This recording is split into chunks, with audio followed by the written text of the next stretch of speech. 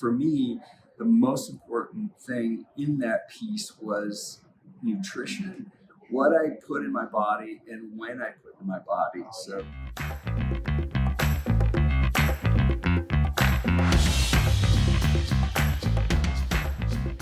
Hello and welcome back to another episode of the Thrive State Podcast. I'm your host, Dr. V, triple board certified MD and performance and longevity expert.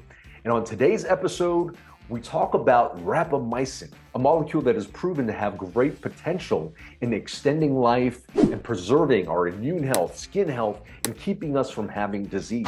We also learn how this professor at USC and UCLA actually taught lies during medical school. So stay tuned for that.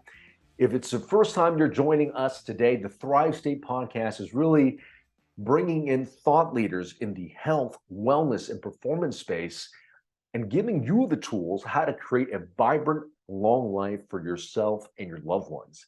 For those of you who have been joining us, welcome back to another episode. Thank you for joining me on this journey and taking the time to give yourself the tools and knowledge to create your thriving life. If you haven't already, pick up a copy of my book, Thrive State, Your Blueprint for Optimal Health, Longevity, and Peak Performance. It gives you all the tools and strategies on how to actually create this life force within you that actually activates your DNA to give you longevity and peak performance. And for all those that have received value from this podcast, please help this podcast grow by leaving a 5-star review wherever you listen to podcasts. Now, today's guest is actually an old friend of mine. He's actually Dr. Robert Lufkin, who was actually attending a radiology at UCLA when I was a resident. And just like me, he's been trained in the conventional and traditional routes of medicine, but found himself having some metabolic disease and realized that in medical school, we weren't actually given the tools to actually have a long, vibrant, and peak performing life.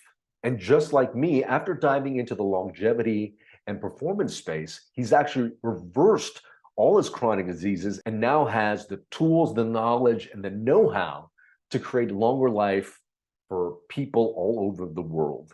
And on today's podcast, we do two things. We reveal a very special molecule in the longevity space, rapamycin. What is it? Where did it come from? And what is the latest research on how this molecule can extend life? And secondly, we talk about his new book, Lies I Taught in Medical School, and the truths that can save your life. In this podcast, we actually share how we weren't given the tools in medical school to really be healthy and things that we should really know to reclaim our health and our performance. So ladies and gentlemen, please enjoy this interview with Dr. Robert Lufkin.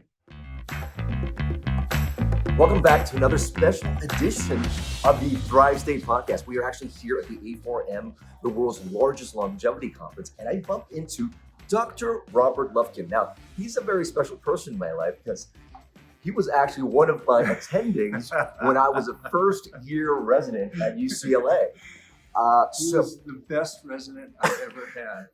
That he never met. So let me ask you, you were a head and neck radiologist, and now you're moving into the longevity space. What prompted, for me, it was me getting diabetes, overweight, was on prescription meds, not given the tools in residency or medical school to be healthy.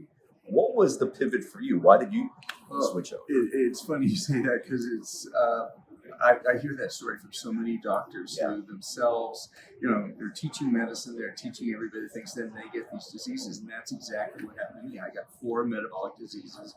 I had pre-diabetes, I had dyslipidemia, I had gout, and I had hypertension. And it was at a time when not that long ago, I still had 2 girls that weren't even teenagers yet. And I wanted to live to see them in high school. And I could see that trajectory. My father had those, but he had them in his 80s and he eventually died of them. But I'm thinking, what's going on? So I began to question what I'd been taught. And it was very, very revealing that there is evidence out there that what we're being taught in medical school and what I was teaching, and still, I don't teach it anymore, but what I used to teach was incorrect, and I implemented some of those changes in my lifestyle primarily, and I got off all the drugs from those things, and high five, yes. See, great teacher. So now it's been my passion to to share the message, to get this message out there to my other friends, because it breaks my heart when I'll run into someone at the store or something, or they're figuring out their insulin dose for their type 2 diabetes, and they're buying a sugar snack, and the American Diabetic Association says, oh, you can cover that, just give yourself more insulin when you eat a donut or something, when really as we know now, most cases of type 2 diabetes can be reversed with just restricting carbohydrates. Absolutely.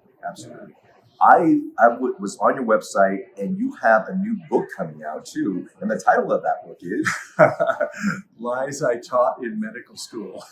What was probably one or two of the biggest lies you taught in medical school?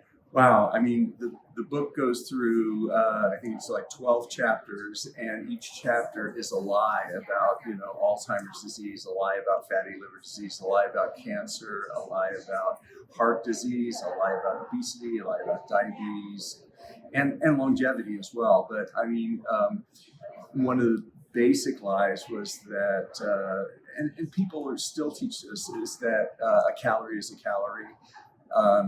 To lose weight, you just eat less and exercise more. That's the kind of standard recommendation. And as we all know intuitively, it's hard to exercise your way out of a bad diet. Yep. And we all know if I want to work up an appetite, I go work out, and then I'm hungry. So exercise drives appetite. And then secondly, there are different types of food groups and different types of calories. And just by avoiding the calories that tell our body to store fat, specifically the food group carbohydrates, we get significant losses in weight with the same caloric intake. Yeah. So is there another lie that stands out in your mind? Wow. Well, I mean, we already talked about a little bit, just that the best treatment for type 2 diabetes is insulin. That's how you do it. That's how you treat it. And that was the theme I was noticing in so many of the things I was taught in medical school. I was still seeing these things being taught in medical school, that like cardiovascular disease, we were treating the symptoms but not the underlying disease. In other words, put a stent in someone's coronary artery, and as you know, the atherosclerosis continues, and you're not really affecting the basic disease. And even statins, which are very controversial now, don't change things. Yeah, it's pretty amazing. It is most egregious, I feel, in the field of mental health, where you have a diagnosis based on the symptom. So if you had depressed symptoms, you weren't eating so well, you have depression. If you have a little bit of anxiety and you're not functioning very well, you've now got an anxiety syndrome. And then you've got a drug to treat basically your diagnosis, which is just based on the symptoms. Yeah. Now, as we know, there's toxins, there's lifestyle choices, there's infections, there's all these different things that cause these symptoms. And so we had it backwards. Yeah, absolutely. This just blew my mind. You may have had him on your podcast already, Chris Palmer. He's a psychiatrist. Have you covered that in this? Well, I talked to Daniel Eman. Oh, okay. Who talks about the same thing. Just that, I mean, it was just remarkable. He has patients he's a Harvard psychiatrist at the Harvard hospitals in Boston, and he had all these patients, and still does, on psychiatric meds for depression and treatment of resistant depression, even schizophrenia and other severe disease on very heavy drugs. And for a percentage of them, not all of them, but some of these patients were able to reverse their mental illness and get off drugs just by, in this case, going on a ketogenic diet, which has a long history for seizures and neurodegeneration. This episode of the Thrive State podcast is brought to you by the Thrive State Accelerator. The Thrive State Accelerator is actually a home course that I developed using the exact same techniques I work with my celebrity clients, CEOs, and executives on how to get them to the Thrive State. The Thrive State Accelerator teaches you how to master your 7 bioenergetic elements. That's sleep, nutrition, movement, stress and emotional mastery, relationships, our thoughts and mindset, as well as purpose. In this Thrive State Accelerator, you're also going to get a bonus module on optimization. That's how I talk about supplementation, peptides, all the optimization techniques I use with my clients to get them to the Thrive State. Now, for some of you who are just joining us for the first time, you guys might be wondering, what is the Thrive State? Well, the Thrive State is actually the energy, the epigenetic environment we give to ourselves, telling our DNA how to act and how to respond. And if we want optimal health, longevity, and peak performance, if we can master these 7 bioenergetic elements, our ability to have those 3 things that we just said, optimal health, longevity, and peak performance, is at its greatest. And it also prevents you from getting chronic symptoms like brain fog, being overweight, feeling sluggish, acne, pain, all these chronic symptoms, as well as preventing you from getting chronic disease. So getting to that Thrive State is really getting to that state to master being that very best version of yourself so you could show up for you, for your family, for your business, everything that's important to you. So go ahead, check it out right now at kienvu.com/accelerator and use coupon code podcast25 for 25% off. Now back to the podcast. But the point you raised was even more exciting, I think, or revealing, is that the things that our society is the things that are happening to our society as far as health and eating the junk food that we do has effects beyond just cardiovascular disease, stroke, and Alzheimer's and cancer, but it also drives mental illness. But then one step down, it also drives not clinical mental illness, but abnormal behavior patterns. It drives anger. It drives the way we look at the world. It drives violence, domestic violence, these other things. And it also makes it hard to quit these junk foods because we're addicted to them. Yeah. So I know you are putting together a summit a little bit later next year. Can you tell us about the focus of the summit and what people can expect to see from it? Oh, thanks. Yeah, I'm so excited about. It's an online summit. It's free for everyone. It's going to be the last week in April, and we have almost 50 of some of the top speakers. And the top topic of the summit is reverse inflammaging, which is how inflammation drives aging, and it's body and mind longevity medicine. But we were very lucky to get some A-list speakers. We have Peter Diamandis, Mark Hyman, Matt Kaberlein, Joe Dispenza, Bruce Lipton, Joe Mercola, Dale Bredesen, Robert Lustig, just some wonderful, wonderful people. But it's free and it's available online, so you can watch it kind of at your convenience. But I encourage anyone who's interested to take a look. Is there a URL of the summit that's out yet? There is, but probably the best way to go to it is just go to my website, and there's a link there because I don't remember the exact URLs for the summit. But you can register for the summit now. Like I said, it's free, and my website is robertlufkinmd.com. You were also a keynote speaker on day 1 of the conference, and you talked about rapamycin. Where is the research in rapamycin now as it pertains to longevity? What should we think about how people are employing rapamycin as it pertains to living longer? Well, rapamycin, in my opinion, is arguably the most promising anti-longevity drug that's ever been known. It's the only one that consistently, reliably, and dramatically extends lifespan through the interventions testing program, which is the animal model using mice. It also has dramatic effects on nearly every phenotype of aging in humans or animal models, as well as every single one of the chronic diseases that literally determines our longevity and causes us to die. So not only skin changes, wrinkles, hair loss, hearing loss, presbycusis in old age. There's animal model evidence for that, and even menopause, slowing down menopause, and then all the chronic diseases. It's FDA approved to coat those stents in the coronary arteries to stop the atherosclerosis. There are 8 FDA indications for rapamycin to fight cancer. And Alzheimer's disease, there's currently now a study at the University of Texas using rapamycin for Alzheimer's disease based on really compelling animal work in that area. It's really interesting. Can you give us a little bit of a story of rapamycin, where it came from, what it was used previously for, and how do we have this resurgence of using a immunosuppressive drug now for longevity? Yeah, I love the story, and there's a radio lab called something about the ice box in the freezer that tells this whole story much better than I will. But in a nutshell, rapamycin has a magical origin story. It wasn't even discovered until 1962, and it starts at a magical tropical island that's thousands of miles away from any major land mass.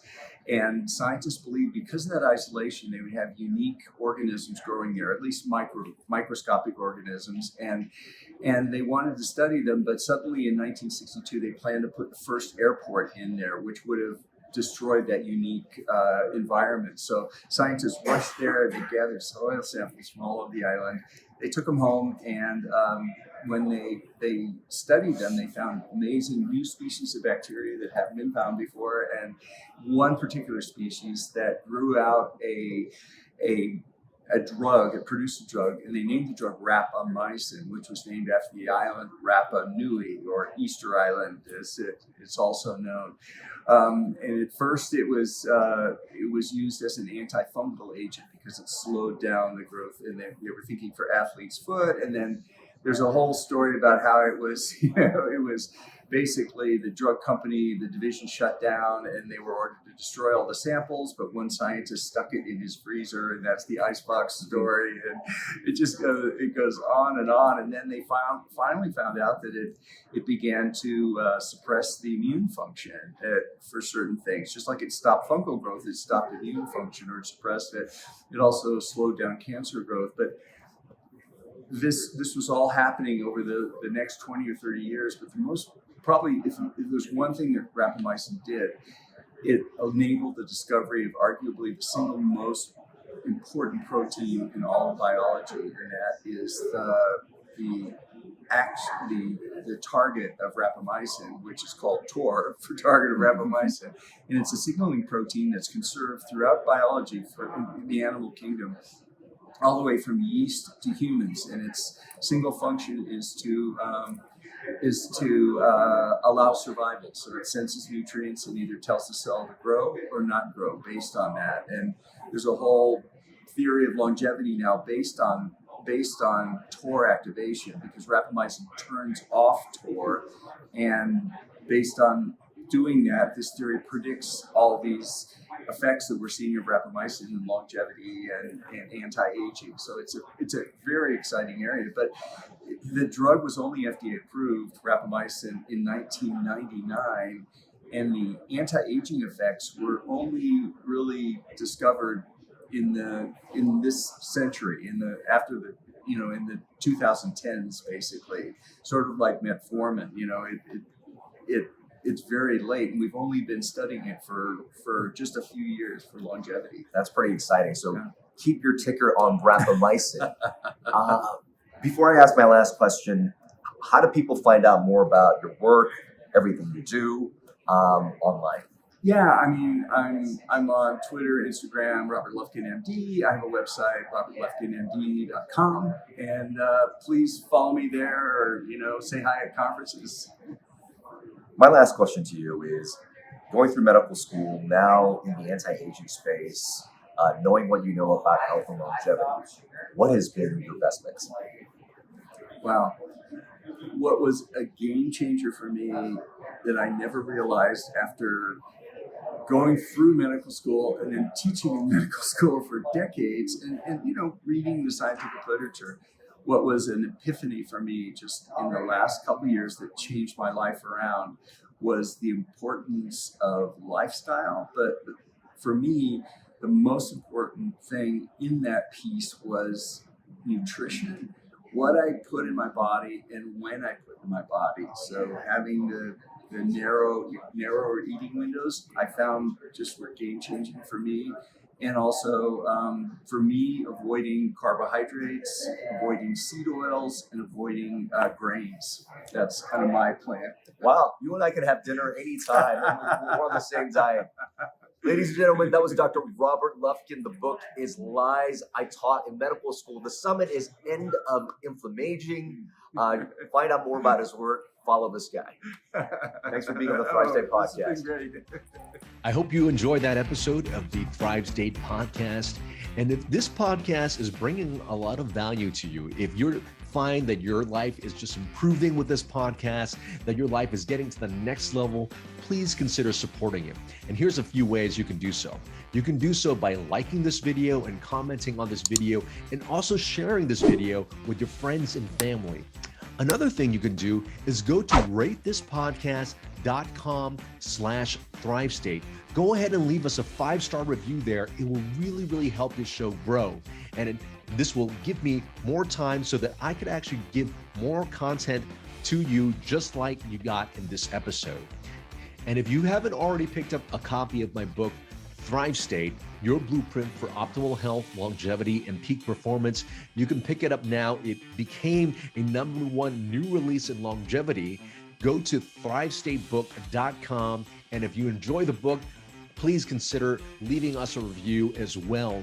And the last thing you can do, if you're liking everything here and you want to work more closely with me as well as my team to get you into the Thrive State, go to kienvu.com/accelerator and consider joining the home course, the Thrive State Accelerator.